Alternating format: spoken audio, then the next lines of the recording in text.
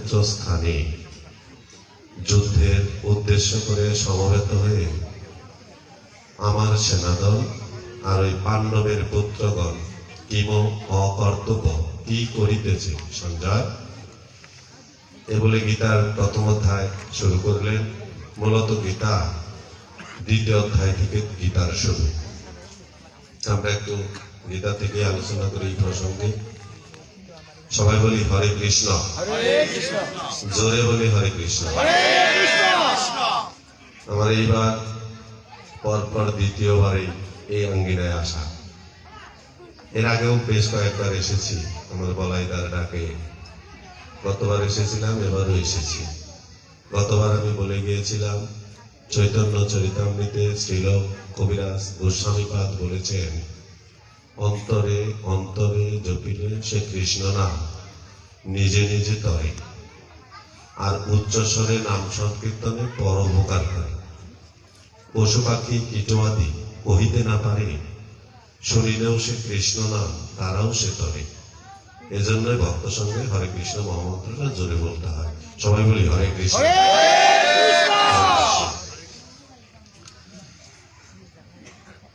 শ্রীমদ ভাগবতে একটা বিষয় কথিত আছে, ভগবান শ্রীকৃষ্ণ স্বর্গের সমস্ত দেবতাদের নিমন্ত্রণ জানিয়ে তিনি স্বর্গে একটা যজ্ঞ করেছিলেন। সেই যজ্ঞটার নাম হলো রাজসূয় যজ্ঞ। সেই রাজসূয় যজ্ঞে অনেককেই অনেক অনেক দায়িত্ব বন্টন করে দিয়েছিলেন, কিন্তু আমার পরমেশ্বর ভগবান শ্রীকৃষ্ণ নিজে তিনটা দায়িত্ব নিয়েছিলেন। সেটা কি? ভগবান নিজে বলেছিল, শোনো, তোমরা যে কাজটা পারবা না আমি নিজে সেই কাজটা করব। কি কাজ? যে দূর দূরান্ত থেকে যত সাধুগুরু বৈষ্ণব আসবে, আমি সমস্ত বৈষ্ণবের চরণ ধোয়াইয়ে ওই যজ্ঞস্থলে বসতে দেব। সবাই বলেন হরে কৃষ্ণ। সেই জন্য আমার পরমেশ্বর ভগবান ওই ভক্তের চরণ ধোয়ার দায়িত্বটা নিয়েছিলেন। আর কি? ভক্ত যে সেবা করবে, সেবা করার পরে যে উচ্ছিষ্ট প্রসাদ, থালা, পাতা, ভাণ্ড যাই হোক, ওগুলো ভগবান নিজে হাতে পরিষ্কার করবে। আর সভায় সবার সম্মতিক্রমে ভগবান শ্রীকৃষ্ণকে দায়িত্ব দিয়েছিলেন ওই সভার সভাপতি হিসেবে। তোমার পরমেশ্বর ভগবান শ্রীকৃষ্ণ তিনি উপস্থিত শত সাধুগুরু বৈষ্ণবের চরণ ধোয়ায়ে ওই যজ্ঞস্থলে পৌঁছে দিয়েছে। আর সমস্ত যজ্ঞের যে সেবার অর্ঘ্য সবকিছু পরিষ্কার পরিচ্ছন্ন করার দায়িত্ব আমার শ্রীমন ভগবান শ্রীকৃষ্ণ তিনি নিজে নিয়েছিলেন। সেই সাথে তিনি পেয়েছিলেন ওই সভার সভাপতি। কিন্তু দুঃখের বিষয় কি, ভগবান শ্রীকৃষ্ণের আপন একটা পিসতো ভাই তিনি ওই সভার মাঝে দাঁড়িয়ে ভগবানকে রুক্ষ কটাক্ষ দৃষ্টিতে গালিগালাজ করছে, লজ্জা দিচ্ছে, যে তুই গোয়ালার ছেলে, দুধ বিক্রি করে খাবি, তুই চুরি করে খাস, আর তুই কিনা হবি এই সভার সভাপতি।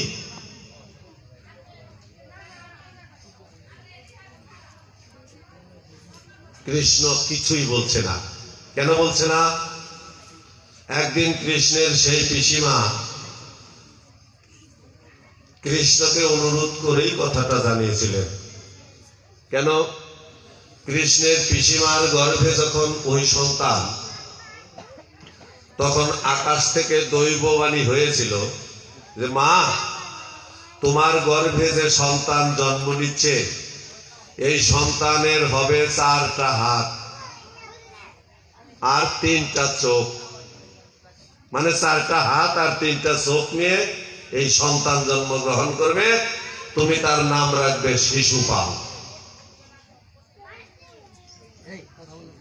তো পিসিমা স্বর্গের দৈববাণী শুনে আশ্চর্য হয়ে মন খারাপ করে মনক্ষুণ্ণ হয়ে বসে আছেন। আবার দৈববাণী হলো, শোনো পিসিমা, তোমার গর্ভের যে সন্তান চার চারটা হাত নিয়ে তিন তিনটা চোখ নিয়ে ভূমিষ্ঠ হবে, এই সংবাদ শোনা মাত্র দূর দূরান্ত থেকে কত সাধুগুরু বৈষ্ণব তোমার ওই সন্তানকে দর্শন করার জন্য আসবে। তবে মনে রেখো মা, যার চোখের দৃষ্টি শক্তি তোমার সন্তানের উপরে পড়া মাত্র তোমার ওই সন্তানের চারটা হাত থেকে দুটো হাত উড়ে যাবে আর একটা চোখ চলে যাবে। মনে রাখবা মা, তারই হাতে তোমার ওই সন্তানের হবে মৃত্যু। অসুখও দিল, চিকিৎসাও দিল, বিধিও পেল, বিধানও পেল। তো নীল জন্ম শিশুপাল এই সংবাদ শুনে অলৌকিক দৃশ্যের এই সন্তান দর্শন করার জন্য দূর দূরান্ত থেকে অনেকে এসেছিল, কিন্তু সকলের দৃষ্টিগোচর হওয়ার পরেও তার চারটা হাতই ছিল। কিন্তু সে অঙ্গনে যখন পরমেশ্বর ভগবান শ্রীকৃষ্ণ এসেছিল, শ্রীকৃষ্ণ ওই শিশুপালকে দর্শন করা মাত্র তার দুটি হাত কোথায় যেন হয়ে গেল। কথা দিলাম, তোমার ছেলের 100 অপরাধ আমি ক্ষমা করব, কিন্তু তোমার ছেলে যদি 100 অপরাধের চেয়ে বেশি অপরাধ করে ফেলে, আমি কিন্তু কৃষ্ণ ভগবান হয়েও তোমার ছেলেকে আমি রক্ষা করতে পারবো না। সেই দিন কৃষ্ণ যখন সভাপতি হয়ে খেতে দিচ্ছে, প্রথমে একটা করে পাত্র দিয়ে গিয়েছে, এরপরে পাত্রের মধ্যে অন্ন দিয়েছে। অন্ন দিয়ে যখন তরকারি আনার জন্য ঘরে গিয়েছে,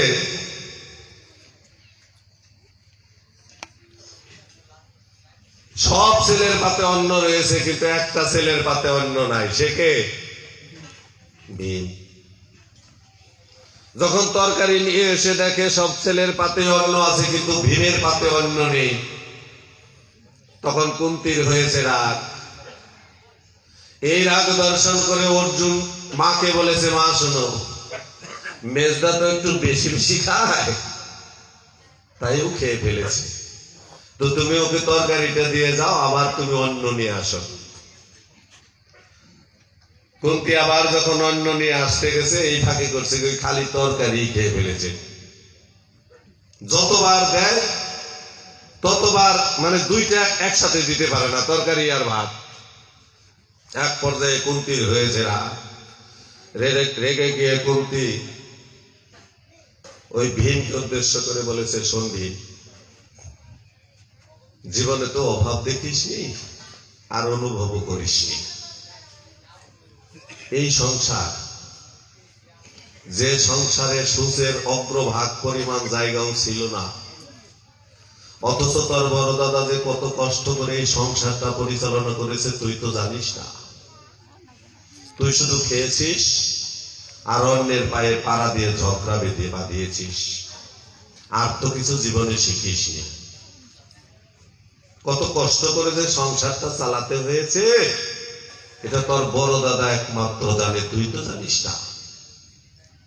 এরকম করে ভীমকে যখন মা লজ্জা দিচ্ছে, ভীম এক পর্যায়ে মার চোখের দিকে তাকে বলেছে, মা কি বললা তুমি?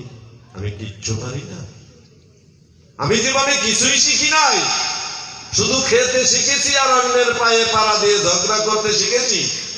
কি করতে হবে মা বলো? মা বলছে, কি করতে হবে কথা বললেই কি তুই করতে পারবি? বলছে, কেন পারবো না মা, তোমার যদি আশীর্বাদ হয়, কোন সন্তানের প্রতি যদি তার মায়ের আশীর্বাদ থাকে, তাহলে অসাধ্য অনাসাধ্য হবে। যেমন শতপুত্রের জ্যেষ্ঠ ছিল দুর্যোধন, মা গান্ধারী যখন চোখে কাপড় বেঁধে রেখেছিল, বৎসরে একবার করে চোখের কাপড় খুলত। কোন একবার ওই গান্ধারী দুর্যোধনের চোখের দিকে তাকিয়েছিল, চোখের কাপড়টা খুলে, তাই না? তার প্রেক্ষিতে কি হয়েছিল দুর্যোধনের?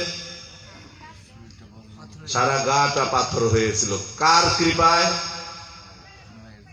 এই জন্যই ভীম বলছে, মা শোনো, তোমার যদি কৃপা হয় তাহলে পৃথিবীতে এমন কোনো কাজ নাই যেটা সম্ভব না। সবাই বলি হরিবল, জোরে বলি হরিবল, হরে কৃষ্ণ। কুন্তি এবার বলে ফেলেছে, শোন ভীম, তুই যে এত পারবি অত পারবি বলছিস, তাহলে বল দেখি ওই পরমেশ্বর ভগবান শ্রীকৃষ্ণকে এই মুহূর্তে এই এখনই এই আঙ্গিনায় উপস্থিত করতে পারবি? ভীম বলছে, কেন পারবো না মা, কেন পারবো না?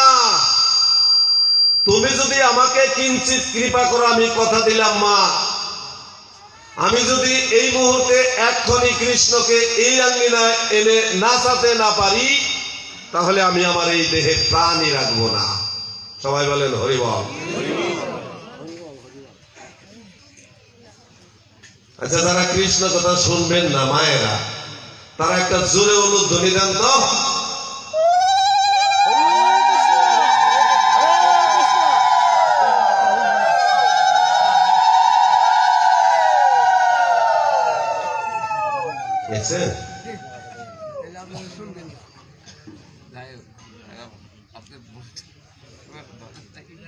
আমি বললাম যারা কৃষ্ণ কথা শুনবেন না তারা উলুধ্বনি দেন, মানে প্রয়োজন ছাড়া উলুধ্বনি দেব ঠিকই, যেখানে প্রয়োজন সেখানে দেবে না, কারণ এলা তো 16 কলার দল। কথা দিলাম, যদি এরা উলুধ্বনি না দেয় এদের কথা আমি আজকে বলবো না, যদি উলুধ্বনি দেয় আমি এদের কথাই বেশি বলবো। কি বলেন? তো যারা শুনবেন না বাবারা, তারা একটু হাত তুলে হরি বলেন তো। খালি মায় গো দলে না, বাপের দলেও আছে, মানে এ দলেও আছে ও দলেও আছে, তাইলে দুই পক্ষ সম্পর্কেই তো বলতে হয় নাকি? তো একটু ধ্বনি দিয়া আনন্দ দিও। এখানে মোবাইলে লাইভ হচ্ছে, হাজার হাজার মানুষ দর্শন করবে এই লাইভ। আপনাদের এই শ্রীঅঙ্গনের কৃষ্ণ কথা, এটা আপনাদের ক্রেডিট হওয়ার কথা, তাই না? তো যাক, ভীম মায়ের মুখে কথা শুনে খাওয়া বাদ দিয়ে দৌড়ে গিয়েছে ঘরে।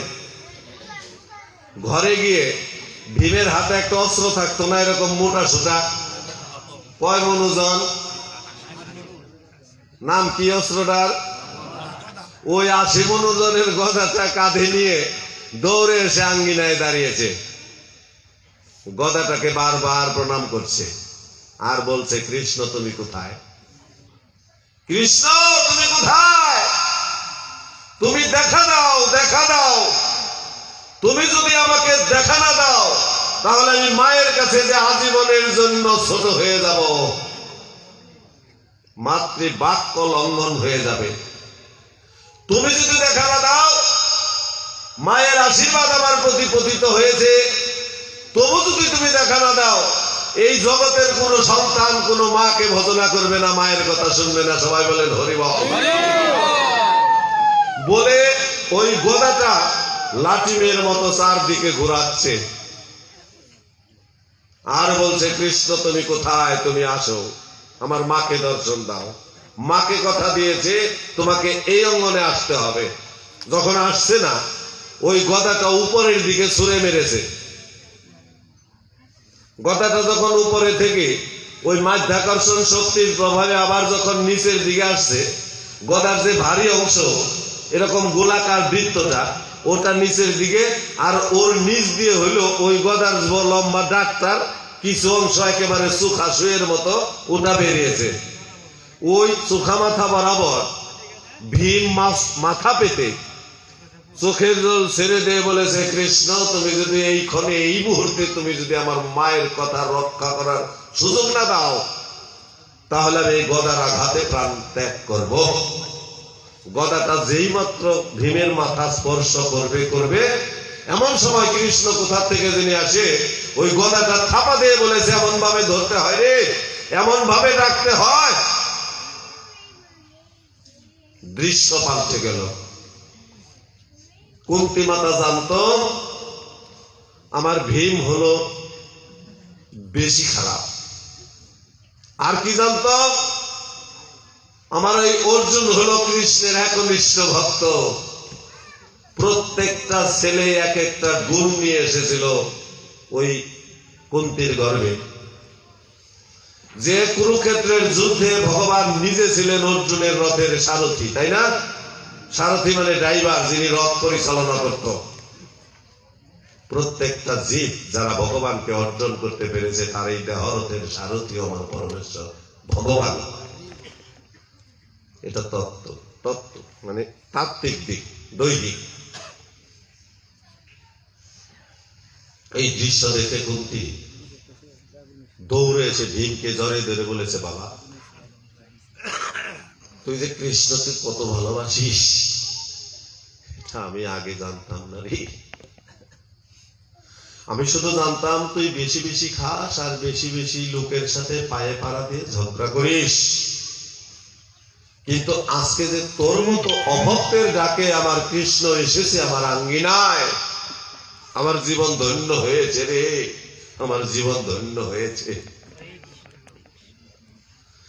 কুন্তি কৃষ্ণকে প্রণাম করে যখন মাথাটা নত করে কৃষ্ণকে প্রণাম করতে যায়, কৃষ্ণ বলেছিল, বর করো কি পিসিমা, আমি না তোমার ভাইয়ের ছেলে ভাইপো, তুমি আমার পিসিমা, আমার সে কত বেশি বয়সের তুমি, তুমি কিনা আমার পায়ে প্রণাম করতে আসছো, আসো মা, আসো পিসিমা, আমার বুকে আসো, বলো কি বলবা। কৃষ্ণ তখন কৃষ্ণের কাছে কুন্তি বলেছিল, শোনো কৃষ্ণ, শোন কৃষ্ণ, যে ছেলেটা আমার পাগল ছেলে, যে ছেলে জীবনে তোকে কখনো কোনোদিন ভয় পায় নাই, তোকে যদি ভয়ই পাত তাহলে ও তো খারাপ খারাপ কাজ করতে পারতো না, সেই ছেলে দেখে তোকে এই আঙ্গিনায় এনেছে। বাবা তুই আমার ছেলেকে একটু আশীর্বাদ করে জানা, আমার ছেলের জীবনে যত কষ্ট আসুক, আমার ছেলেদের জীবনে যত দুঃখ আসুক, যত অভাব আসুক, এই অভাবে দুঃখে বেদনায় পড়েও যেন তোর চরণ কোনোদিন ভুলে না যায়, তুই আমার ছেলেদের আশীর্বাদ করে দাও। কৃষ্ণ তখন পিসিমার কথায় তথাস্থ বলে ছেলেদের আশীর্বাদ করে গিয়েছিল। এবার কুরুক্ষেত্রের যুদ্ধ শেষ করে পরমেশ্বর ভগবান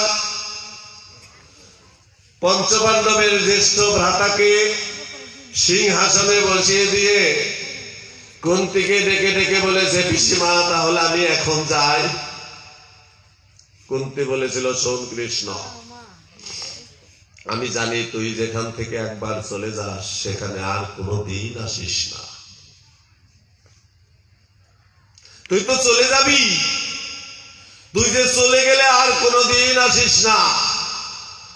প্রত্যেকটা জীবের দেহগড়ে আত্মারূপে ভগবান বিরাজ করছে, করছে না?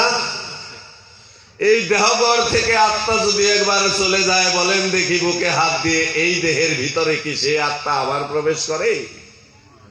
কুন্তি এ কথাটাই বলেছিল, আমি জানি তুই যদি একবার চলে যাস সেখানে তুই আর জীবনে কোনোদিন ফিরে আসিস না, তবে শোন কৃষ্ণ, ফিরে যাবার আগে তুই আমাকে কিছু দিয়ে যাবি না বাবা?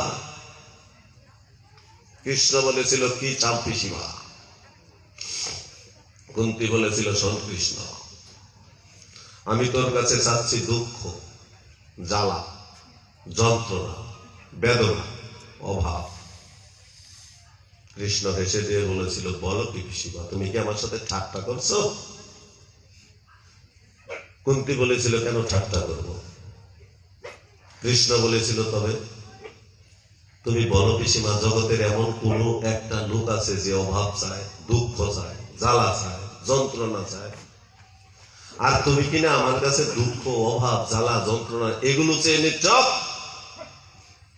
কুন্তি তখন গলায় বস্ত্র দিয়ে কৃষ্ণকে হাত জোর করে বলেছিল, শোন কৃষ্ণ, তুই আমাকে সেই অভাব দিবি বাবা, যে অভাবে পড়েও যেন আমি তোর চরণ ভুলে না থাকি। তুই আমাকে সেই দুঃখ দে যে দুঃখে পড়ে আমি সারা জীবন হা কৃষ্ণ বলে কাঁদতে পারি। কৃষ্ণ বলেছিল, ঠিক আছে পিসিমা, আমি তোমাকে তাই দেব, আর কিছু চাবে না। কুন্তী বলেছিল, আর একটা জিনিস চাবো। কি বলেছিল? শোন কৃষ্ণ, এক, আমি নারী কুলে জন্ম পেয়েছি। নারী হয়ে জন্ম নেওয়া যে কত কষ্টের, কত জ্বালা, কত যন্ত্রণা, এটা আমি নারী হয়ে জন্ম নিয়ে বুঝতে পেরেছি। কেন জানিস? আমি যেদিন ছোট ছিলাম সেদিন বাবার ঘরে ছিলাম, বাবার অধীনে। যেদিন বড় হলাম, বাবা আমাকে বিয়ে দিয়ে দিল, আবার হয়ে গেলাম আমি স্বামীর অধীন। স্বামী যেদিন এই দেহ ছেড়ে চলে গেল, এই জগৎ ছেড়ে চলে গেল, আবার হয়ে গেলাম পুত্রের অধীন। সারাটা জীবন আমি পরাধীনতার গ্লানি বহন করে চললাম কৃষ্ণ। এই পরাধীনতার গ্লানির মধ্যে জর্জরিত হয়ে জীবনে কখনো কোনোদিন বলিনি, কৃষ্ণ তুই আমাকে সহযোগিতা কর। আমার 5টা ছেলে ছোট ভাইয়ের সাথে যুদ্ধ করেছে, তাদের সাথে ছিল 11 খোহনী সৈন্য, আর আমার 5 ছেলের সাথে ছিল মাত্র 7 খোহনী সৈন্য। দুই পক্ষের অস্ত্রগুরু যিনি ছিলেন দ্রোণাচার্য, তিনিও ছিলেন ওই কৌরবদের পক্ষে। দুই পক্ষের যিনি সবচেয়ে মুরব্বী বয়োজ্যেষ্ঠ, দুই পক্ষের দাদু, সেই বিশ্বদেব ছিল ওদের পক্ষে। এছাড়া কৃপাচার্য, দ্রোণাচার্য, অশ্বত্থামারূপী বিশাল বিশাল যোদ্ধারা ছিল ওই 100 ভাইয়ের পক্ষে। আমার ছেলেরা যখন যুদ্ধে হেরে যায়, কত কষ্ট করেছে। আমি তো জীবনে তোকে কোনোদিন বলিনি রে কৃষ্ণ, আমার ওই 5টা ছেলেকে যুদ্ধে জিতিয়ে দেব বলে, যে বলিনি। আজকে তোর কাছে আমি যা চাবো তুই আমাকে দিবি কিনা তুই স্বীকার কর কৃষ্ণ। কৃষ্ণ বলেছিল, হ্যাঁ পিসিমা, আমি তোমাকে কথা দিলাম, তুমি যা চাবে আমি তোমাকে তাই দেব। কি চাও তুমি বলো। কুন্তী বলেছিল, শোন, আমাকে ফিরিয়ে দিবি না তো বাবা? আমার ভিতরে ভয় হচ্ছে, যদি আমি চাওয়ার পরে তুই আমাকে ফিরিয়ে দেস। কৃষ্ণ বলেছিল, না পিসিমা, আমি তোমার সাথে সত্য স্বীকার করে স্বীকার করলাম, তুমি যা চাবে তোমাকে তাই দেব। কুন্তী তখন বলেছিল, তবে শোন, তোর ওই যুগল চরণ দুটি তুই আমাকে একটু দিবি বাবা। হরি বল, হরি বল। ওই যুগল চরণ দুটি তুই আমাকে একবারের জন্য দে।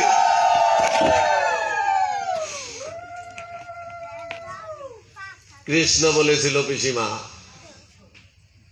বলো কি, আমি না তোমার ভাইয়ের ছেলে ভাইপু, আর তুমি আমার পিসিমা, তুমি আমার বয়োজ্যেষ্ঠ, তুমি আমার কাছে চরণ চেয়ে নিচ্ছ? কুন্তী বলেছিল, শোন, আমি আমার ভাইয়ের ছেলে ভাইপু মনে করে তোর কাছে চরণ চাইনি।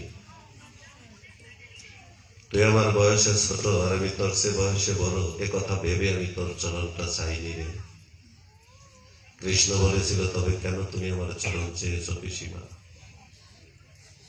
কুন্তী বলেছিল, তুই পুরুষ বলে তোর চরণ আমি কামনা করছি। আমি চাই এমন একটা পরম পুরুষের চরণে আমার এই পাপিষ্ঠ মস্তকটা স্পর্শ করে আমার সারা জীবন আমি যেন পুণ্য অর্জন করতে পারি, সুখে স্বাচ্ছন্দ্যে থাকতে পারি। হরি বল।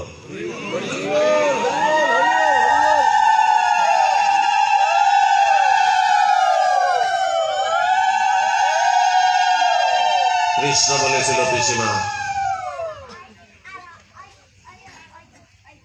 তুমি ভুল করছো,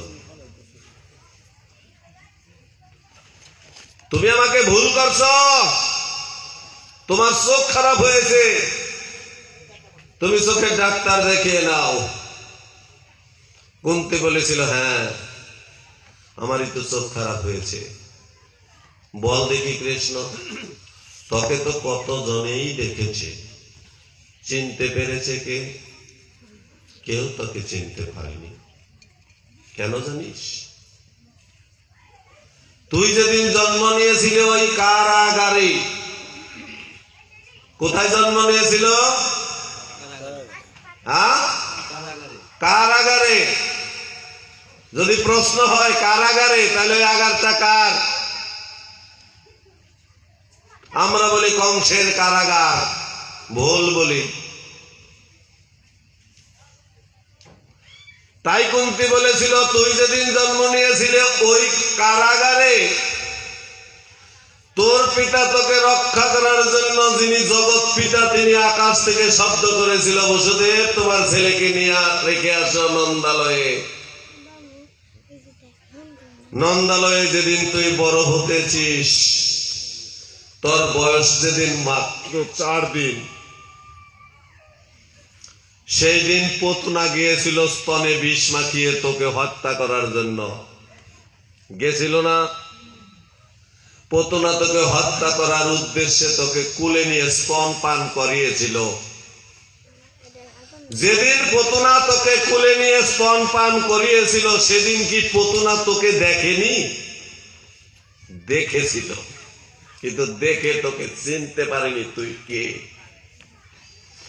সেদিন যে পতনা তোকে দেখেও চিনতে পেল না, সেদিন তুই পতনাকে কেন বললি না, পতনা তোমার চোখ খারাপ হয়েছে, চোখে ডাক্তার দেখিয়ে নাও, তুই আমাকে বলছিস? যেদিন তৃণাবর্ত অসুর, অকাসুর, বকাসুর সকলেই তোকে হত্যা করার পরিকল্পনা করেছিল, তারা সবাই তোকে দেখেছিল, কিন্তু দেখেও তোকে চিনতে পারেনি। তোকে যদি চিনতেই পারতো, তাহলে তোর মতো গোপালকে তারা হত্যা করার পরিকল্পনা করতে পারত না। সেদিন তুই তাদের কেন বলিস নাই, তোমার চোখ খারাপ হয়েছে, তুমি চোখে ডাক্তার দেখাও, আমাকে বলছিস? তোর বাবা যেদিন গুহাল করে গাভী দুহন করতে গিয়ে তার পায়ের পাদুকা কাদা জলে দেবে যায়, মেখে যায়, সেদিন কি করেছিল? গোপাল, গোপাল কোথায় রে গোপাল? দৌড়ে এসেছিলি বাবার ডাকে, জিজ্ঞাসা করেছিলি কি করতে হবে বাবা? সেদিন তোর পিতা, তোর পালক পিতা তোকে বলেছিল, বাবা গোপাল আমার ওই পাদুকা জোড়া নিয়ে আয় তো। সেদিন তুই কি করেছিলি মনে নেই? সেদিন তোর বাবার পায়ের পাদুকা একটা মাথায় নিয়েছিলি, কাদা মাখা পাদুকা, আর একটা বুকে ধরে ধরে সেদিন চাকরের মতো জুতাটা এনে দিয়েছিলি। যেদিন ওই পাদুকা এনে দিয়েছিলি তোর বাবার কাছে, তোর বাবা কি সেদিন তোকে দেখেনি?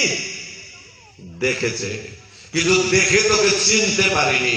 তোকে যদি চিনতেই পারতো, তোর মতো গোপালকে দিয়ে ওই সামান্য পিতার পাদুকা কি বহন করাতে পারত রে?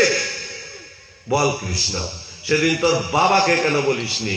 সেদিন তোর পিতাকে কেন বলিসনি, বাবা তোমার চোখ খারাপ হয়েছে, চোখে ডাক্তার দেখিয়ে নাও, আজ আমাকে বলছিস? সামান্য নবনী খেয়েছিলি, ব্রজগোপীরা বলেছে কৃষ্ণ নাকি চুরি করে খায়। যিনি অনাদির আদি, যিনি সর্বকারণের পরম কারণ, যিনি শশাগরা বিশ্বব্রহ্মাণ্ডের সবকিছুর মালিক, তিনি কি ওই নবনীর মালিক না? যদি কৃষ্ণ নবনীর মালিক হয়ে থাকে, তার নবনী সেই খেয়েছে, তাহলে চুরি করে খেলো কোথায়? এই মিথ্যা প্রলোভনে তোর মা কি করেছিল? তোকে উদুখলে বেঁধেছিল। বল কৃষ্ণ, যেদিন তোর মা যশোদা তোকে উদুখলে বেঁধেছিল, সেদিন তোর মা কি তোকে দেখেনি রে? দেখেছে, কিন্তু দেখেও তো তোকে চিনতে পারেনি। যদি চিনতেই পারত, তাহলে তোর মতো গোপালকে ওই উদুখলে বাঁধতে পারতো না। বল কৃষ্ণ, সেদিন তোর মাকে কেন বলিসনি, মা তোমার চোখ খারাপ হয়েছে, চোখে ডাক্তার দেখে এনো, আমাকে বলছিস? তোকে দেখেছে সবাই, কিন্তু চিনেছে কে রে? যে তার ভাবের ভাবুক, যে তার সাথের সাথী, যে তার মনের মানুষ, একমাত্র সেই তো কৃষ্ণকে চিনেছে, নাকি অন্য কেউ চিনেছে? সবাই বলেন হরি বল।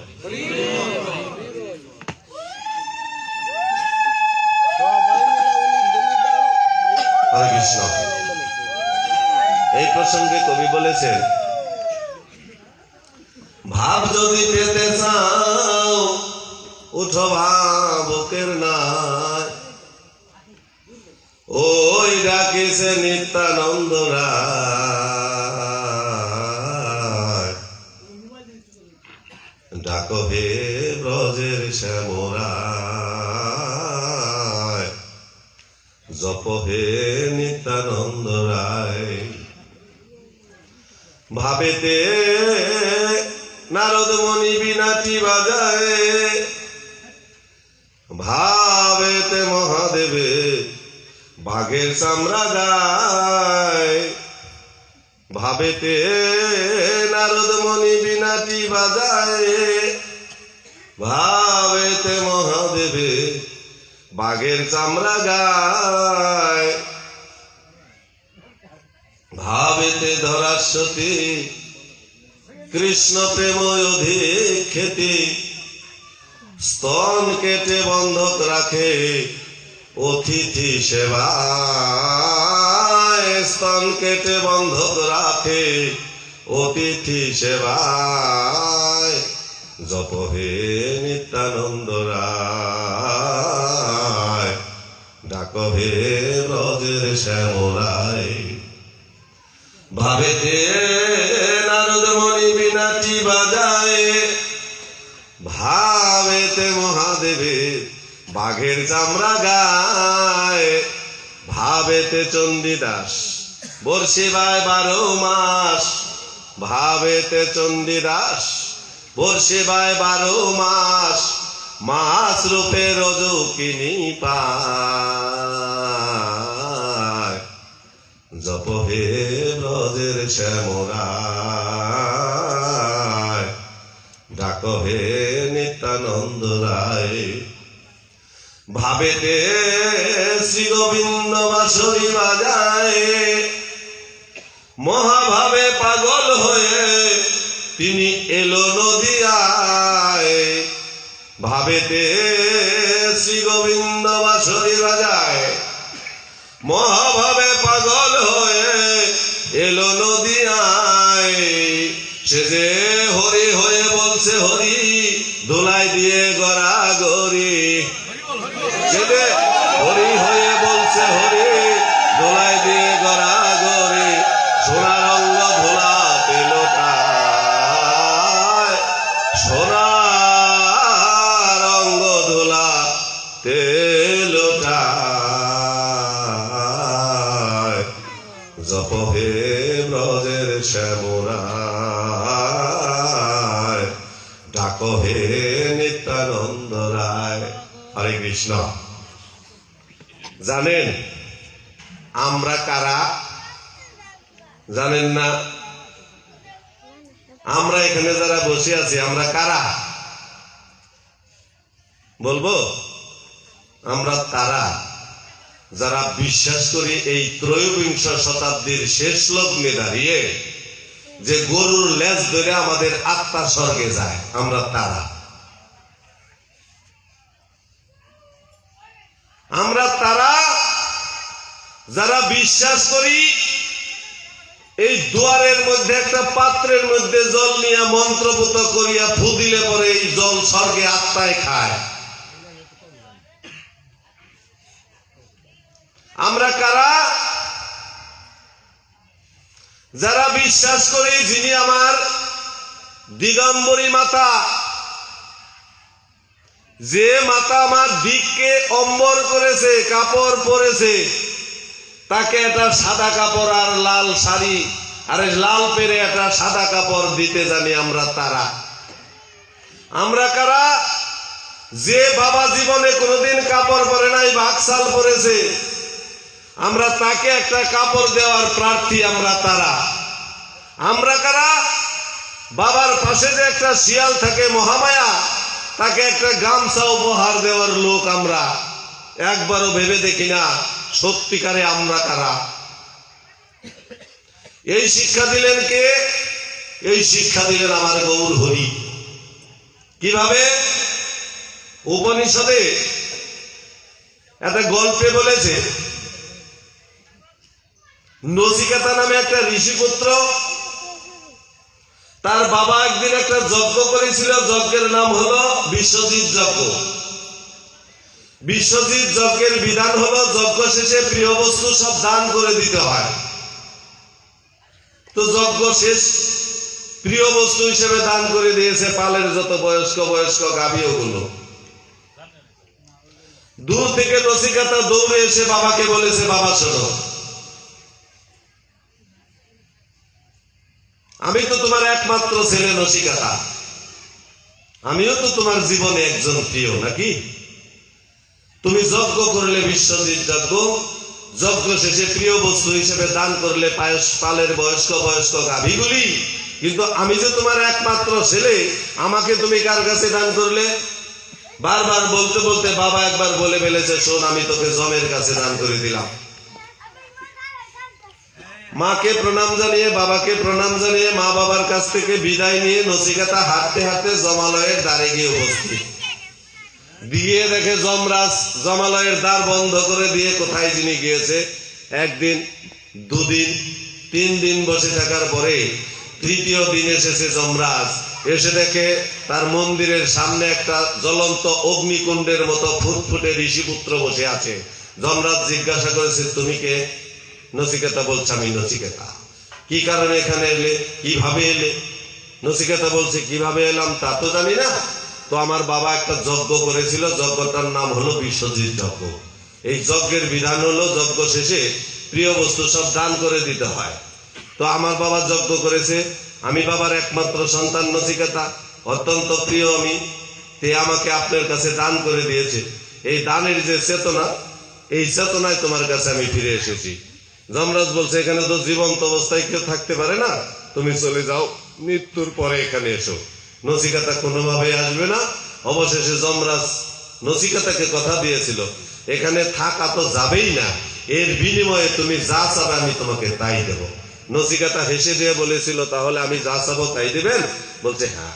তাহলে তুমি ত্রিসত্য অঙ্গীকার করো যমরাজ। যমরাজ যখন ত্রিসত্য অঙ্গীকার করেছিল, করে যখন নচিকেতাকে যা চাবে তাই দিতে স্বীকার করেছিল, নচিকেতা তখন বলেছিল, আমি 3টা জিনিস চেয়ে নেব। কি? আমার প্রথম চাওয়া হলো, আমার বাবা এবং মা যেদিন আমাকে আপনার কাছে বিদায় দিল, দান করে দিল, সেদিন আমি বাবা মাকে ছেড়ে যখন আপনার কাছে চলে এলাম, একমাত্র ছেলে নচিকেতাকে বিদায় দিয়ে আমার বাবা মার মনে যত ব্যথা ছিল, আপনি যদি আমাকে বর দেন, এই বর দিবেন, আপনার বরে যিনি আমার বাবা মার অন্তরের ব্যথা দূরীভূত হয়ে যায়। যমরাজ বলছে, তথাস্তু, তাই হবে। দ্বিতীয় চাওয়া, নচিকেতা বলছে, আমি এরকম একটা জীবনের লোকে ছিলাম, সবাই জানে আমি একটা সমাজভুক্ত প্রাণী। সেই জীবনের লোক থেকে আমি জমালয়ে ফিরে এসেছি, এই সংবাদটাও সবাই জেনে ফেলেছে।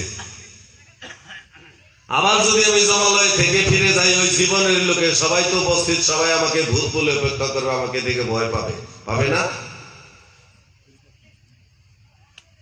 তো আমাকে যদি পূর্বের মতো তারা গ্রহণ করে নেয়, আপনি আমাকে এই বর দিবেন, এটা আমার দ্বিতীয় চাওয়া। আর তৃতীয় চাওয়া কি? তৃতীয় চাওয়া চেয়েছিল নচিকেতা, শুনেছিল যমরাজ, শোনো যমরাজ, আমার শেষ চাওয়া তুমি উত্তর দাও, বলো, মৃত্যুর পরে মানুষ কোথায় যায়? মৃত্যুর পরে মানুষের আত্মার কি গতি হয়? সেই কথাটা নচিকেতাকে শোনাতে বাধ্য হয়েছিল যমরাজ। যে কথা নচিকেতাকে শুনিয়েছিল সেই কথা হলো আমার গীতার 2য় অধ্যায়। আমার লক্ষ্যমাত্রা হলো, আমাদের প্রত্যেকের ঘরেই গীতা আছে। গীতার বাংলা ভার্সনটা, বাংলা অর্থটা, সংস্কৃত করার দরকার নাই, কারণ আমি তো সংস্কৃত বুঝি না, ঠিক না? ধরে নেন আমি একটা পাকা রাস্তা দিয়ে হাঁটছি, বা এই বাড়ির পাশ দিয়ে যে রাস্তাটা গেছে, এই রাস্তা দিয়ে আমি হেঁটে যাচ্ছি। আমার এক কাকা ওই জমিতে কাজ করছে, কোদাল বা কোনো লাঠি বা কোনো ইটা মুগুর নিয়ে ওখানে কাজ করতেছে। একটা পাগলা কুকুর এলো দৌড়িয়ে আমাকে যখন কামড়াতে আসে, আমার কাকা এসে কি করলো, ওই কুকুরটাকে তাড়িয়ে দিয়ে আমাকে বিপদের হাত থেকে রক্ষা করলো। তখন আমি কাকার জন্য একটা আশীর্বাদ করব না? হ্যাঁ, কোন ভাষায় আশীর্বাদ করব? যে কাকা তুমি তো দাঁড়াও, আমি তো মন্ত্রতন্ত্র জানি না, তাইলে আমার পাশের বাড়িতে একটা পুরোহিত ব্রাহ্মণ আছে, তার আমি একটু ডাইকে আনি, তুমি খারাও, তোমার আমি এটা আশীর্বাদ করবো, এই বলেন না? সাথে সাথে আশীর্বাদটা পাশ হয়ে যায়। তাহলে যে ভাষার মানুষ আমি সেই ভাষার কথা শুনবো। গীতাতে সেই ভাষা স্পষ্ট করে লেখা আছে, ভগবান বলছে তুমি যাদের নিয়ে সুখ করা উচিত না অর্জুন, তুমি তাদের নিয়ে সুখ করছো, আবার পণ্ডিতের মতো কথা বলছো। তুমি জানো আমি প্রত্যেকটা জীবের মাঝে আত্মার রূপে আছি। এই আত্মার জন্ম নাই, মৃত্যু নাই, বৃদ্ধি নাই, ধ্বংস নাই, আছে? আত্মাকে আগুনে পুড়ে, জলে ভিজে, রোদে শুকায়? শুকায় না। শিক্ষা দিল যে মানুষ যেমন বস্ত্র পুরাতন হয়ে গেলে পুরাতন বস্ত্র ফেলে দিয়ে আবার নতুন বস্ত্র পরিধান করে, আত্মাও তদ্রূপ। এই দেহরূপ ঘরটা যদি একবার জরাজীর্ণ পুরাতন হয়ে যায়, এই ঘরটাকে পরিবর্তন করে আরেকটা নতুন ঘরের ভিতরে তিনি ঢুকে না? এইখানে গৌরাঙ্গ মহাপ্রভুর যে নির্দেশনা, সেই নির্দেশনাটা আপনাদের কাছে একটু আলোচনা করে আমি আজকের মতো ভাগবতটাকে বিশ্রাম দেব। গৌর যদি না আসতো তাহলে আমাদের গতি কি হতো জানেন? এই যে পাশাপাশি শুয়ে বয়ে রয়েছেন না একজন আর একজনকে, এখন তার সোয়াইসা রোগ নাই। এই তুই আমার সিলিকা স্নান করে যা, শুইছস কে? তোর প্রায়শ্চিত্ত বুক করতে হবে। এই সোয়াইসা রোগটা এখন আর, এই সোয়াইসা রোগটা সারাই দিল কারা? কোভিড-19। 2019 সালে কোভিড এসেছিল, তাই না? ওটার নাম কি? করোনা। স্বর্গের মন্দিরের দেবতারাও ভয় পেয়েছে। তার প্রমাণ কি জানেন? ওই দেবতাদের মন্দিরের দরজা বন্ধ ছিল, কারণ কোন মানুষ যদি আইসা ওনে শুয়ে দেয় তাহলে পরে তার শরীরে করোনা হইব, ও তো দেবতা স্বর্গে যাইব, তাহলে এই করোনা মর্ত থেকে স্বর্গেও ছড়াইব। সেই করোনা দূরীভূত করছিল কে? কোন তান্ত্রিক তন্ত্র মন্ত্র দিয়ে করোনা সরাতে পেরেছে? পারে নাই। কারা সরিয়েছে? ওই করোনার এগেনস্টে অ্যান্টিভাইরাস তৈরি করে মানুষের মধ্যে পোষ করছে রক্তে। একটা না, দুইটা না, তিনটা না, চারটা টিকা দিয়েছে, দেন না আপনারা? এখন কিন্তু করোনা নাই। তন্ত্র মন্ত্রে কিছু পারে না। তন্ত্র মন্ত্রের কথা যদি আলোচনা করি, বাংলায় যদি ব্যাখ্যা করি, তাহলে বুঝতে পারবেন যে তন্ত্র মন্ত্রের মধ্যে কি বলছে। ওখানে আমি ওদিকে না গেলাম। আমার গৌরাঙ্গ মহাপ্রভু এরকম কিছু তার সংস্কার করেছে। আমরা পঞ্চতত্ত্ব কীর্তনে শুনে গেলাম, সুরধুনী গঙ্গায় তুলসী নিবেদন করেছিল কে দাদা? অদ্বৈত আচার্য। তিনি পূর্বজন্মে কি ছিলেন? সদাশিব মহাদেব। এই তো মহাবিষ্ণু অবতারে মহাবিষ্ণু বলেছে মহাদেবকে, মহাবিষ্ণু অবতারে শ্রী অদ্বৈত চন্দ্র। গৌরাঙ্গ মহাপ্রভুকে ডেকে এনেছিলেন কে? অদ্বৈত, অর্থাৎ মহাদেব অদ্বৈত আচার্য হয়ে গৌর হরিকে ডেকে এই ধরায় এনেছেন।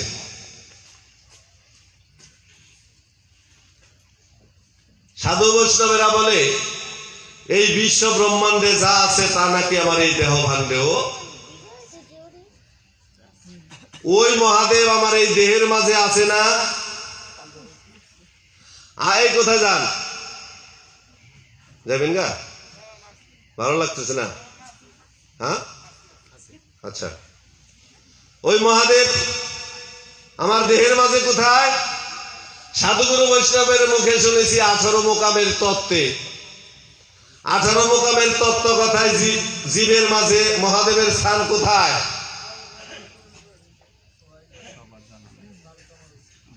18 মোকামের তত্ত্বে বলেছে জীবের মধ্যে মহাদেবের স্থান হলো লিঙ্গ মূলে।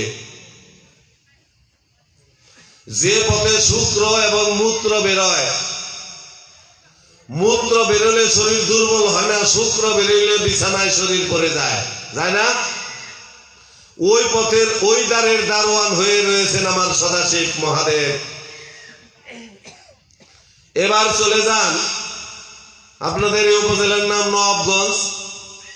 নবাবগঞ্জে যাই চৌরাস্তায়, ওখানে দেখবেন বিশাল বিশাল সাইনবোর্ড দেওয়া।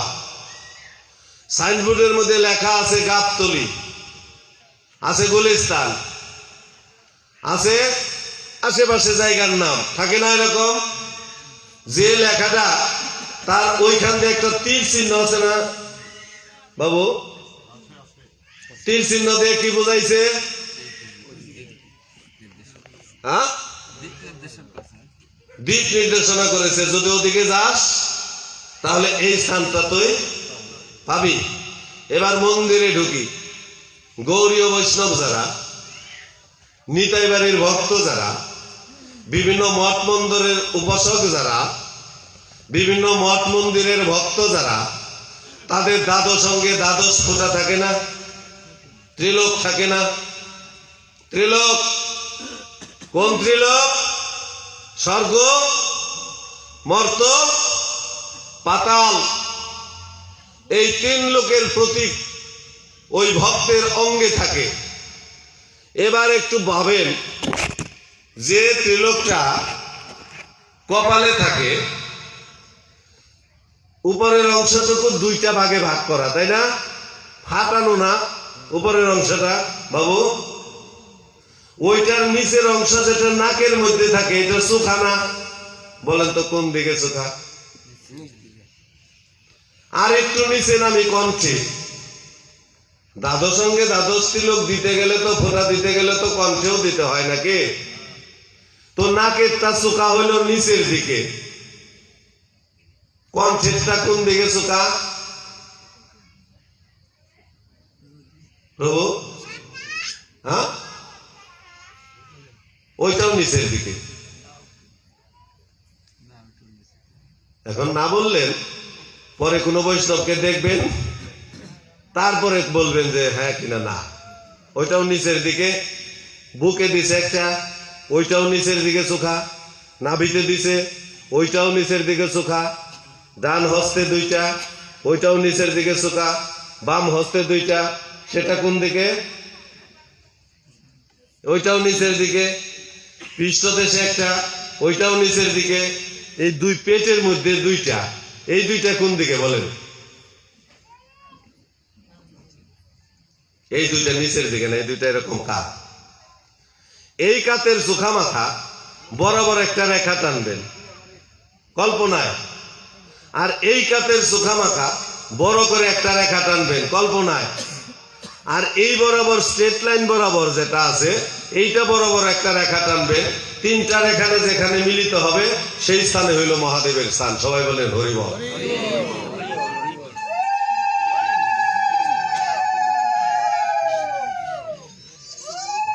এবার মহাভারত, যে মহাভারতের ভীষ্ম পর্ব থেকে অন্তর্গত 700 শ্লোক নিয়ে শ্রীমৎ ভগবত গীতা, যে গীতাবাণী কুরুক্ষেত্রের যুদ্ধে অর্জুনের রথের সারথি হয়ে ভগবান নিজে শুনিয়েছিলেন, ঠিক না? সেই মহাভারতের শেষের দিকে, গদ্য ছন্দে রচিত মহাভারতের শেষের দিকে পড়ে দেখবেন ওখানে আরো একটা গীতার উল্লেখ আছে। অনেক গীতা আছে, লোকনাথের নামেও গীতা করেছে, অনেকের নামে গীতা করেছে, প্রায় 4000 4500 গীতা আছে আমার এই বাংলায়।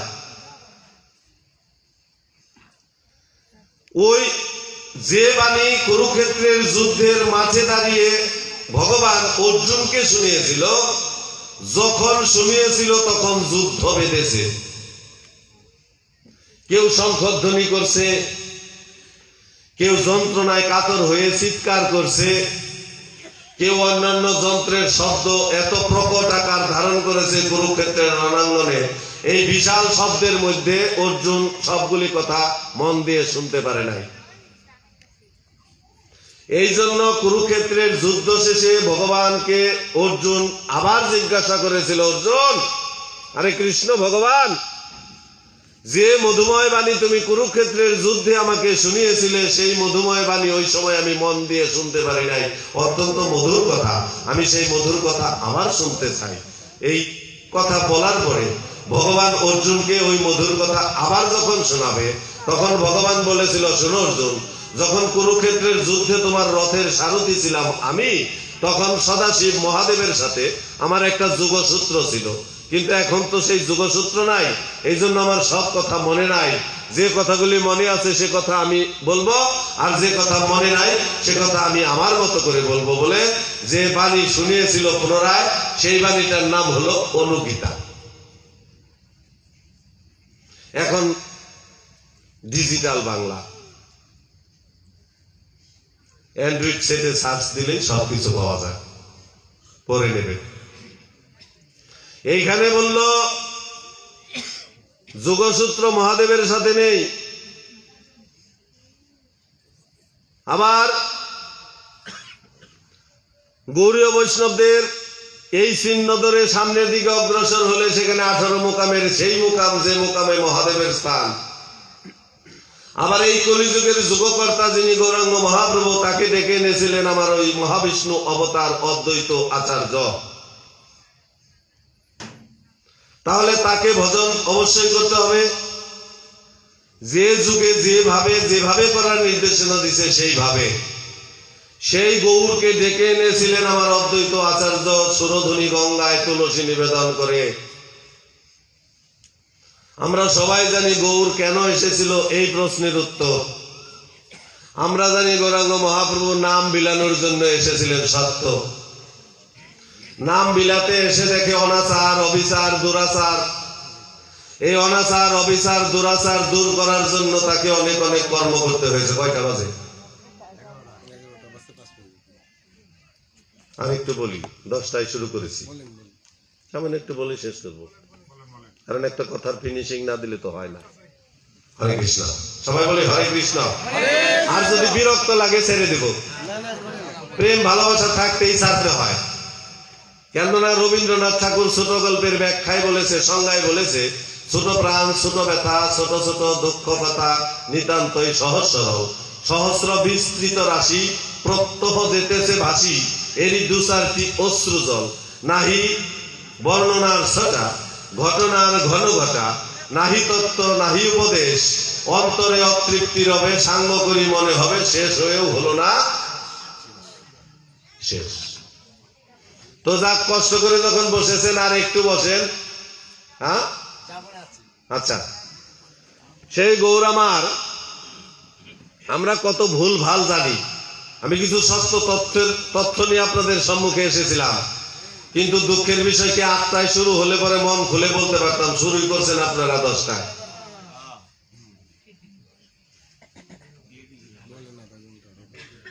তাহলে আর একটু বলি, গৌরের যুগে গৌরের কথা তো বলতে হয়। আমি তো হরে কৃষ্ণ কথা ভাগবতীয় কথা বলে গেলাম, বলাইল প্রভু। সেই গৌরাঙ্গ মহাপ্রভু তার জীবনের প্রথম দিকে একটা মেয়েকে সে নিজে ভালোবেসে বিয়ে করেছিল, নাম তার লক্ষ্মীপ্রিয়া। কিন্তু ভাগ্যের কি নির্মম পরিহাস, সেই লক্ষ্মীপ্রিয়া সর্প দংশনে মারা যায়। যায় নাই? প্রশ্ন করবেন নিজেকে, ভগবানের স্ত্রী লক্ষ্মীপ্রিয়া সেটাকে সাপে কামড়িয়ে মারে। ফু দিলে যে সাপ উইরা যাইব, ফু দিলে যে হয়ে যাবো গা, সেই বিষে লক্ষ্মীপ্রিয়াকে মারছে। সেই লক্ষ্মীপ্রিয়াকে হারিয়ে আমার গৌর হরি, তিনি পাগল প্রায়। তার চেয়ে বেশি পাগল হয়েছিল আমার শশী মাতা। কেন? কারণ শশী গর্ভে এক এক করে 8টি কন্যা সন্তান হয়েছে আর মরেছে। যতবার সন্তান জন্ম নিয়ে মারা যায় ততবার যেন তার দুঃখের পাহাড় তার বুকে এসে চেপে ধরে। সেই শশীমাতা নিমাইকে ঘরে আটকে রাখার জন্য একটা পরিকল্পনা করলো নিজের মনে মনে, যেটা নিমাইকে জানায়নি।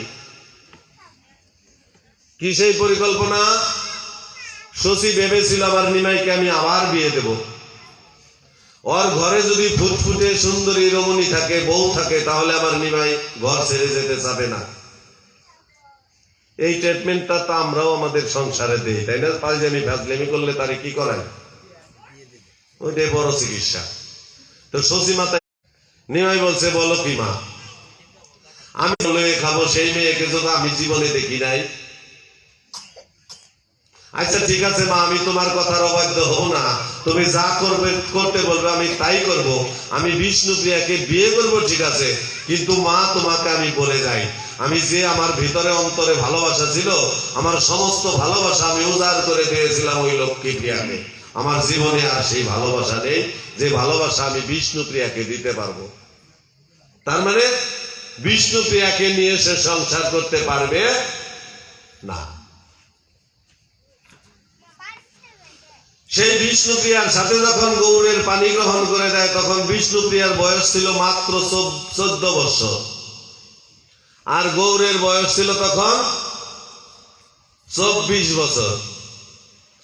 24 বছরের গৌর হরি 14 বছরের নাবালিকাকে বিয়ে করে যখন ঘরে আনে, সেই দিন থেকে প্রত্যেকটা দিন প্রাতকালে অর্থাৎ ব্রাহ্ম মুহূর্তে সূর্য উদয়ের 1 ঘন্টা 36 মিনিট আগে প্রতিদিন গঙ্গায় স্নান করে ওই 14 বছরের নাবালিকা ভিজা বসনে ঘরে যোগাসনে বসে এক পাশে কতগুলি আওলা ধান একটা পাত্রে রেখে আরেক পাশে একটা খালি পাত্র রেখে একটা করে ধান হাতে নেয়, আর নাম সংখ্যায় নাম জপে হরে কৃষ্ণ কৃষ্ণ কৃষ্ণ হরে হরে, হরে রাম রাম রাম হরে হরে বলে ওই ধানের খোসাটা খুলিয়ে ওই চাউলটা রাখে খালি পাত্রে। এইভাবে সূর্যোদয় থেকে শুরু করে সূর্য অস্ত যাওয়া পর্যন্ত যতগুলো তন্ডুল একত্রিত করে করতে পারে, প্রত্যেকটা দিন ওই অতটুকু তন্ডুল গঙ্গার জলে প্রসাদ রন্ধন করে প্রভুর নামে নিবেদন করে ওই প্রসাদ সেবা করে 24টা বৎসর প্রাণ ধারণ করে রেখেছিল ওই নাবালিকা বিষ্ণুপ্রিয়া। আমরা কোথায় আছি জানি না, কি করছি বুঝি না, কেন জানি না, কেন বুঝি না। দেখবেন অনেকে এরকম কটাক্ষ প্রশ্ন করে, আমাকেও করেছে। একাদশী, সকল ব্রতের শ্রেষ্ঠ ব্রত একাদশী, যার সাইন্টিফিক মেথড আছে, একাদশী করার যুক্তি আছে, সেই একাদশী তিথি যেদিন চলমান সেদিন পঞ্জিকাটা খুলবেন। কোন এক জায়গার মধ্যে পঞ্জিকায় দেখবেন, যেমন আজকে কি বার দাদা, এরকম একটা রবিবার দিনে সকাল 10টার সময় একাদশী লাগতে পারে না? না একাদশী খালি শেষ রাত্রে লাগবো? 10টায় লাগে। আচ্ছা 10টায় যদি লাগে তাহলে 10টার পরে থেকে 11টা 12টা 1টা 2টা এরকম করতে করতে সন্ধ্যা হয় না? এই সময়টুকুর মধ্যে কোন তিথি? 10টার পরে থেকে সন্ধ্যা পর্যন্ত। 10টায় যদি একাদশী লাগে, 10টার পরে থেকে সন্ধ্যা পর্যন্ত কোন তিথিটা থাকবো? একাদশী থাকবো। সারা রাত একাদশী থাকবো। এবার একাদশী তত্ত্ব কথা গ্রন্থটার মধ্যে বলল যে একাদশী থাকাকালীন একাদশী তিথিতে, পঞ্জিকায় লেখা একাদশী তিথিতে যখন একাদশী থাকবে, ওই সময় পাপের জীবাণু, কোন পাপের জীবাণু? গোহত্যা, ভ্রূণ হত্যা, জীব হত্যা, ব্রহ্ম হত্যা জনিত কঠিন কঠিন পাপের জীবাণু থাকে কোথায়? পঞ্চশস্যে। 10টায় একাদশী লাগলো, মন দিয়ে বিচার করবেন। সকাল 10টায় একাদশী লাগলো, 8টায় আপনি খেয়েছেন, 10টায় একাদশী লাগলে ওই সারাদিন কি উপাস থাকেন না খাইতেই থাকেন?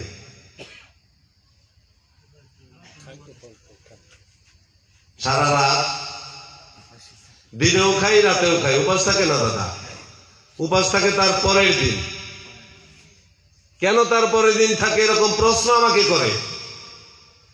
খুঁজে দেখলাম যারা একাদশীর বিধান বিধিবিধান চালু করেছে তাদের গ্রন্থ থেকে পড়ে দেখলাম রাতের শেষ অংশে অর্থাৎ সূর্য উদয়ের 1 ঘন্টা 36 মিনিট আগে যে সময়টা, সেই সময়টাকে বলা হয় ব্রাহ্ম মুহূর্ত। ওই ব্রাহ্ম মুহূর্তে যে তিথিটা থাকে ওর পরে থেকে সারাদিন সেই তিথিটাই পালন করতে হয়। এই জন্য সকাল 10টায় একাদশী লাগলো, সারাদিন গেল দাদা, রাতও গেল। পরের দিন যদি 8টায় একাদশী ছাড়ে, তাহলে ব্রাহ্ম মুহূর্ত স্পর্শ করলো কোন তিথি? একাদশী। এই জন্য একাদশীর পরের দিন করে দ্বাদশী উপবাস। মিলছে হিসাব? এবার প্রশ্ন হলো, একাদশী তত্ত্ব কথায় লিখে গেলেন একাদশীর সময় পাপের জীবাণু থাকে পঞ্চরবি শস্যে। 8টায় খেলাম, 10টায় একাদশী লাগলো, 2টায় অন্ন খেলাম। দুপুরের অন্ন খাই না, লাঞ্চ যারে কয় না, ইয়া লাঞ্চই তো, দুপুরের খাওয়ানোরে লাঞ্চ কয় না সাধু ইয়েরা, শিক্ষিত সমাজ। রাতে যারা খাই সেটারে কি কয়? কি খাইলাম ডিনারে? একাদশী তো লাগিয়ে রয়েছে, তাহলে পাপের জীবাণু গেল কানে।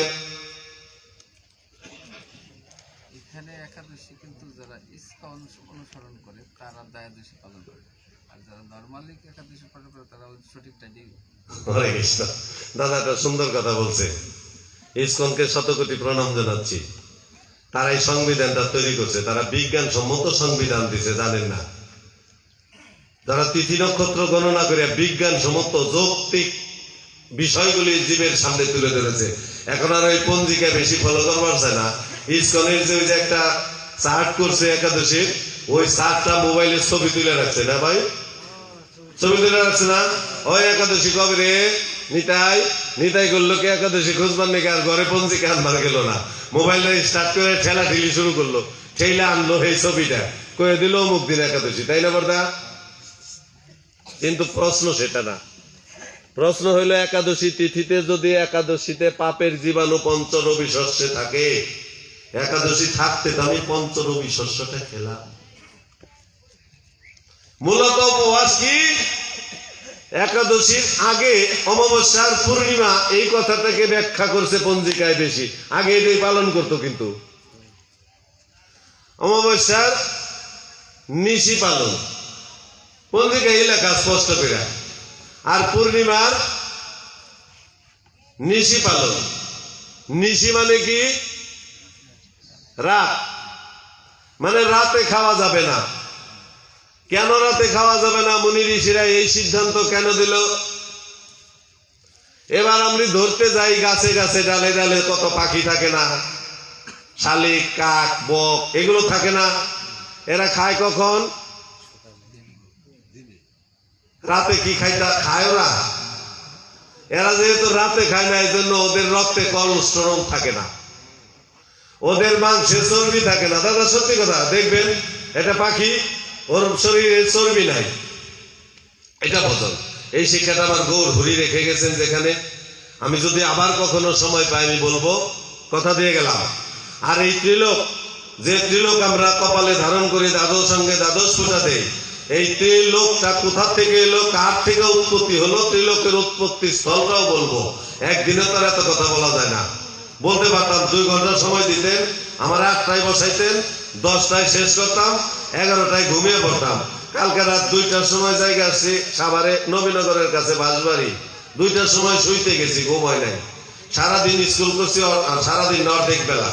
আবার হঠাৎ করে করছি কি, এক বাইকনা বউ গেছে, জায়গাকে বলেছে মামা আমার বাড়িতে মৎস্য, ওই সাধুরা আইসে, ওখানে একটু ভাগবত আলোচনা করুন লাগবো।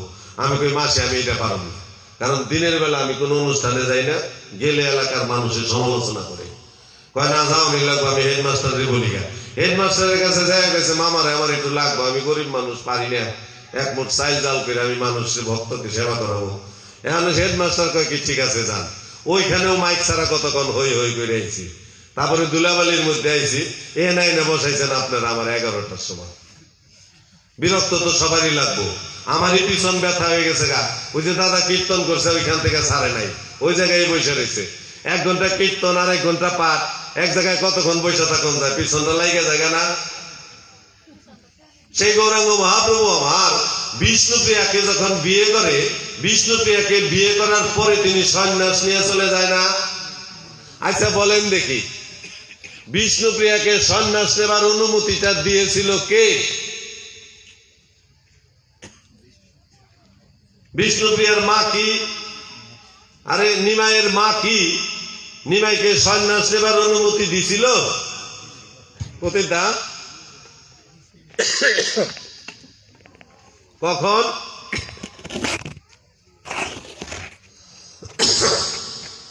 যখন শশীমাতা ঘুমাইছে,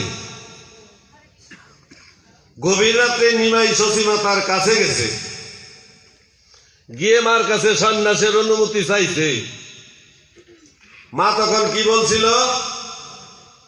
বনের কোকিল বনে যা,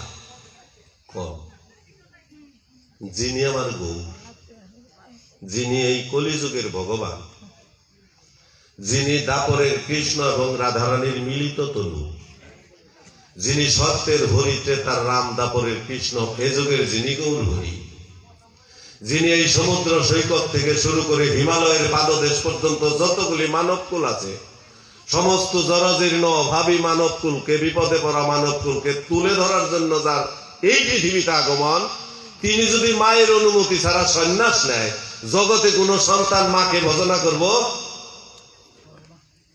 করব না।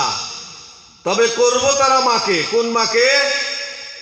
যে মাকে ভজনা করে কোনো লাভ নাই, সেই মাকে।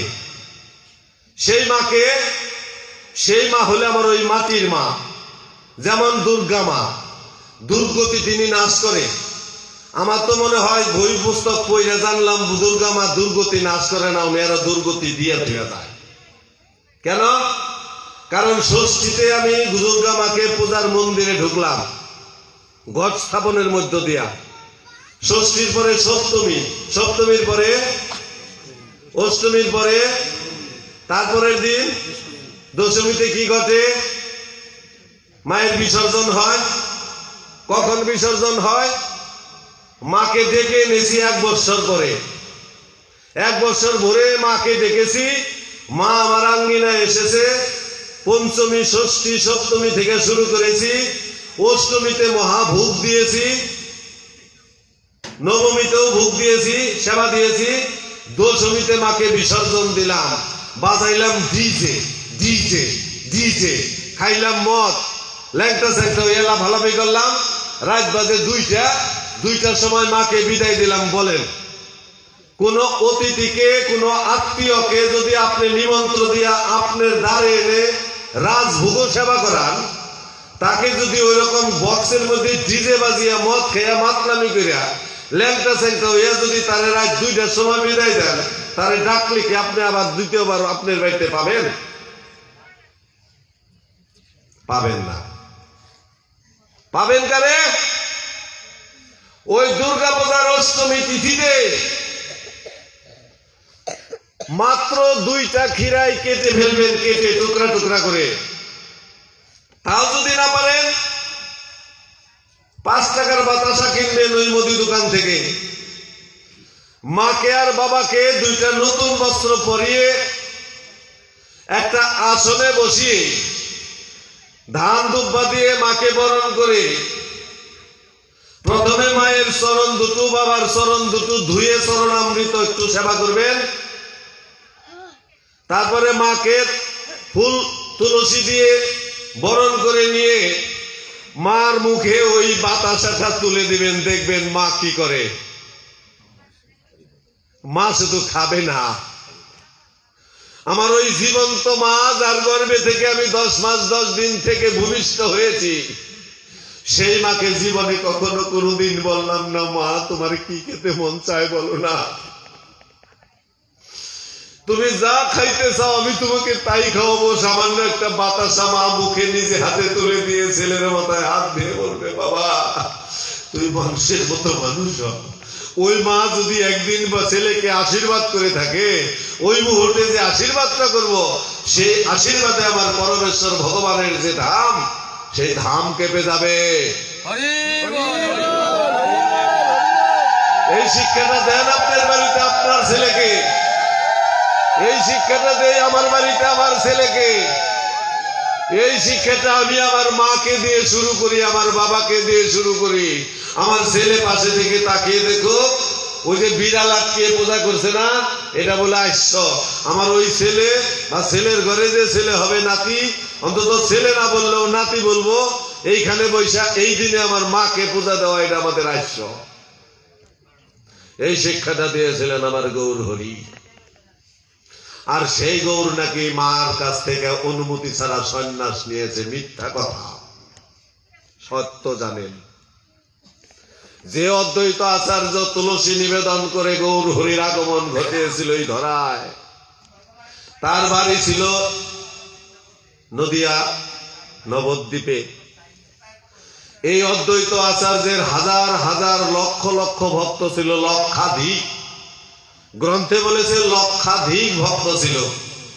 এই লক্ষাধিক ভক্তের মধ্যে একজন ছিল শ্রেষ্ঠ ভক্ত, যে শ্রেষ্ঠ ভক্তরা পরবর্তী সময়ে ছিল গৌরাঙ্গ মহাপ্রভুর বাড়ির চাকর। কেন চাকর হয়েছে জানেন?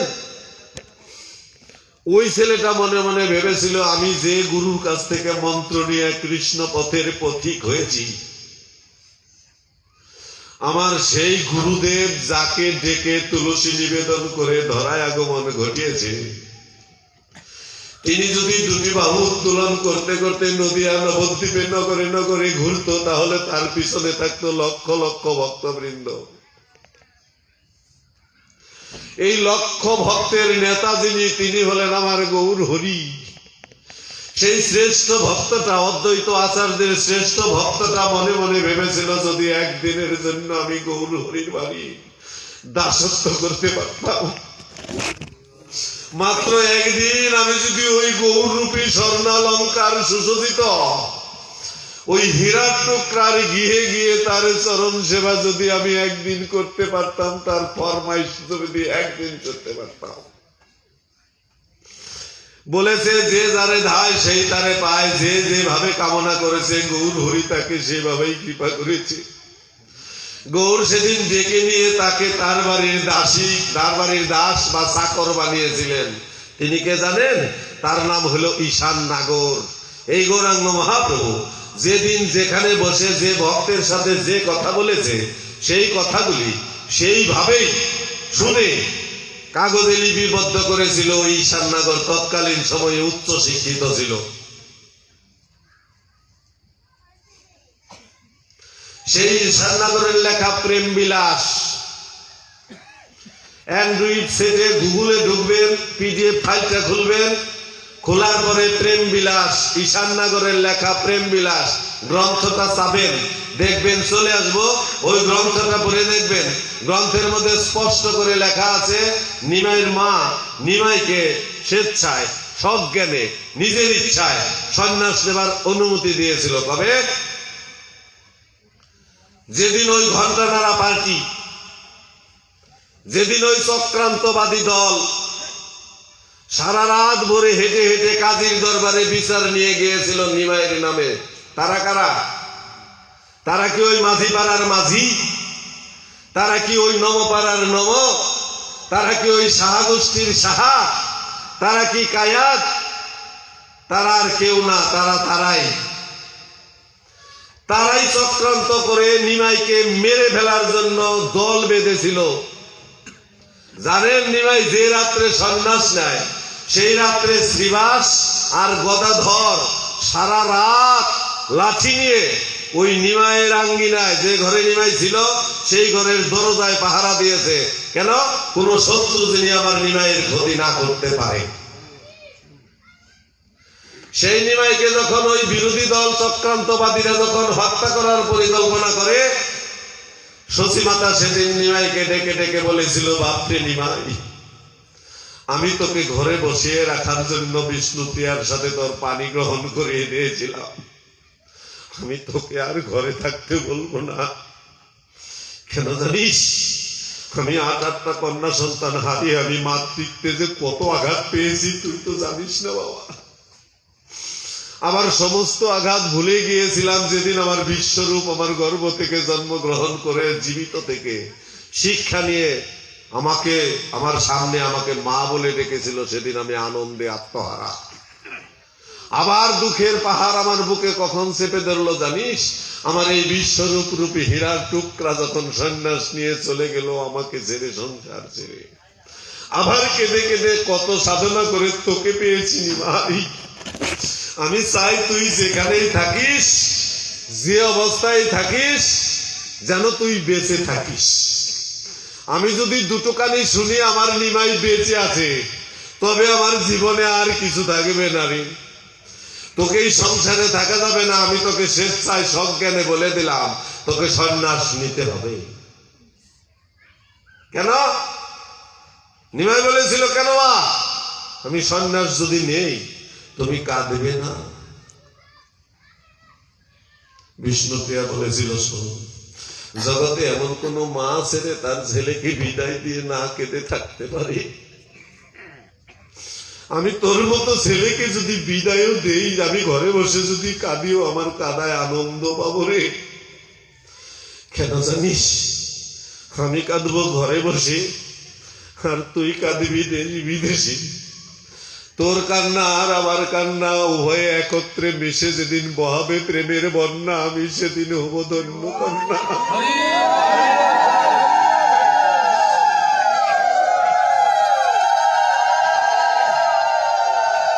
তাই তোকে সন্ন্যাস নিতে হবে। গৌরহরি সন্ন্যাস নিয়েছিল, আর 14 বছরের নাবালিকা ঘরে বসে জপমালায় নাম জপছে, নাম সংখ্যায়। মা এদিকে কাঁদতে কাঁদতে পাগলিনী প্রায়। দয়াল নিতাই আমার মায়ের বদন পানে তাকিয়ে মাকে বলেছিল, মা তুমি যদি এত কাঁদো তোমার চোখ নষ্ট হয়ে যাবে, চোখে ঘা হয়ে যাবে, তুমি কি একটু কাঁদাটাকে সম্বরণ করো না? শশী মাতা বলেছিল, শোন নিতাই, আমি কাঁদাটা কিভাবে সম্বরণ করিব? আমার জীবনের শেষ ইচ্ছা কি জানিস? আমি যদি শুধু একবারের জন্য নিমাইয়ের ওই বদনখানা দেখতে পেতাম। তুই জানা বাবা, আমার নিমাইকে একটু বলি আরে সেজন্য আমাকে একটু দর্শন দেয়। বারবার অনুরোধ করতে করতে নিতাই একদিন নিমাইকে যখন বলেছে, নিমাই স্বীকার করেছে, হ্যাঁ আমি আমাকে দর্শন করার জন্য মাকে অনুমতি দেব। তবে দাদা শোনো, তুমি চলে যাও, মাকে গিয়ে বলো তার যদি দেখার একান্ত ইচ্ছা থাকে সেজন্য আমাকে এসে দেখে যায়।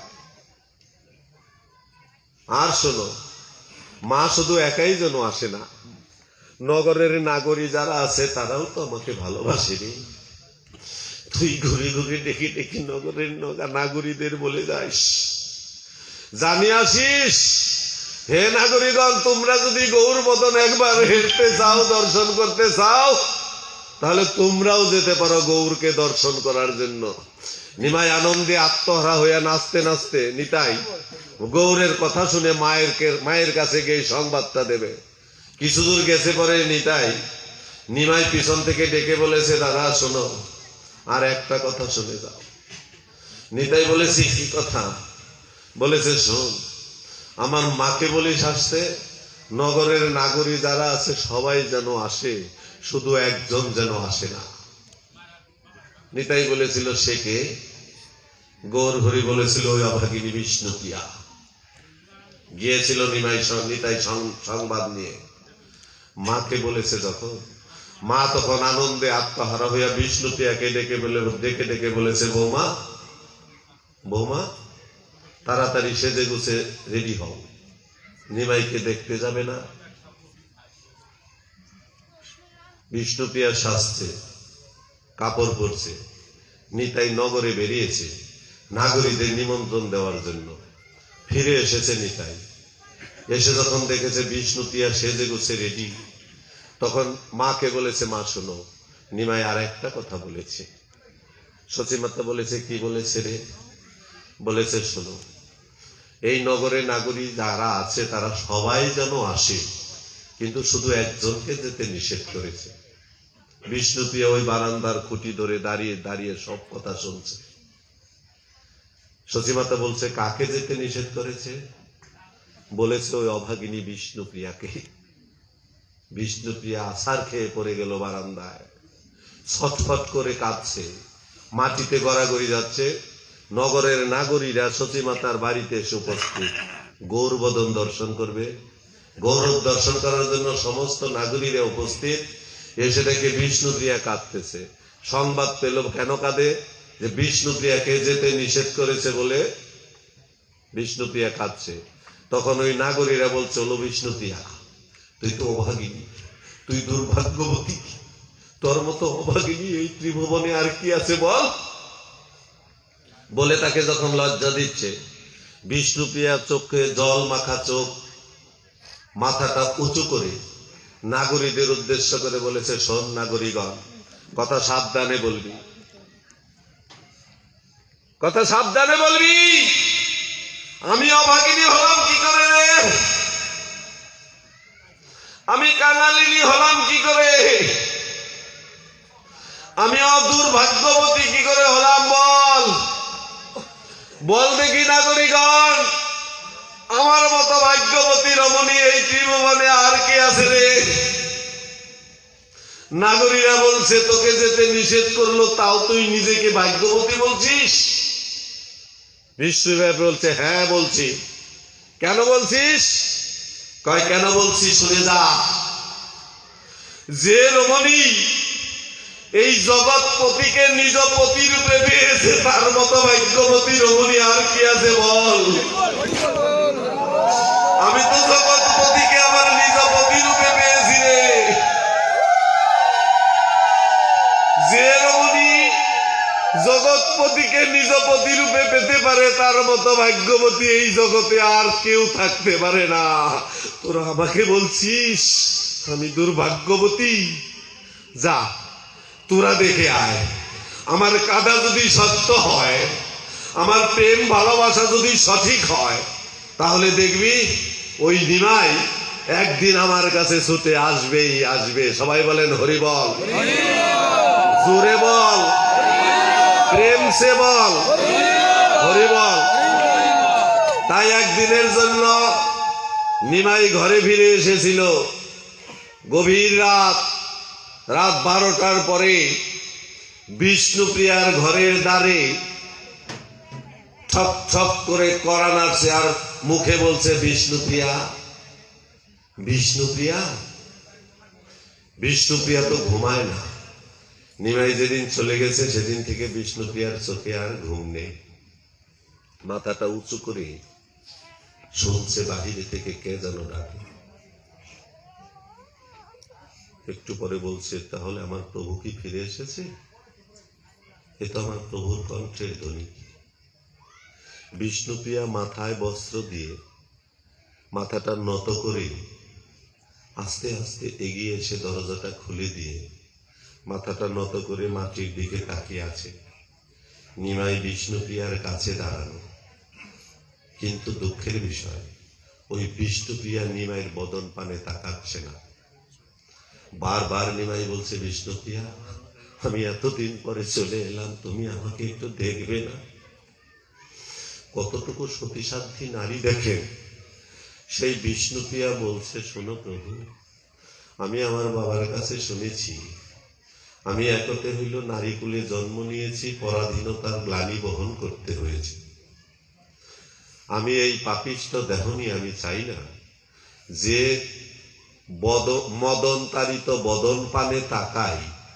আমার নারী শক্তি যদি মদন তাড়িত বদন পানে তাকানো মাত্র তার সন্ন্যাসত্ব নষ্ট হয়ে যায়, তাহলে সেই জন্য আমি তোমার বদন পানে আমি তাকাতে পারবো না। দেখছেন, এতদিন পরে স্বামী ফিরে এসেছে ঘরে, তার স্ত্রী বলছে, আমি তোমার মুখের দিকে তাকিয়ে তোমার ওই মদন তাড়িত বদন খানি দেখতে গিয়ে তোমার সন্ন্যাসত্ব আমি নষ্ট করতে পারি না।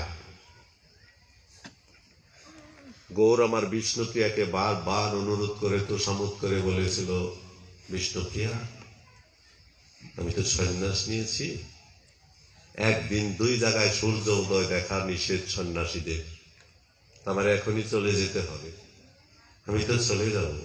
তুমি দুনয়ন আমাকে তাকিয়েও দেখলা না। আচ্ছা, না দেখলা ভালো কথা, তা আমার কাছে তুমি চেয়ে নেবে না কিছু? বিষ্ণুপ্রিয়া তখন বলেছিল, কি চাবো প্রভু তোমার কাছে বলো, আমার জীবনে কি বা চাওয়ার বাকি আছে? আমার জীবনে আমি মনে করি না কোনো কিছু চাওয়ার বাকি আছে। কেন জানো? কারণ যে রমণী জগৎপতিকে নিজপতি রূপে পেতে পারে তার কাছে জীবনে আর কোনো কিছু চাওয়ার বাকি থাকে না। হরিবল হরিবল হরিবল হরিবল হরিবল।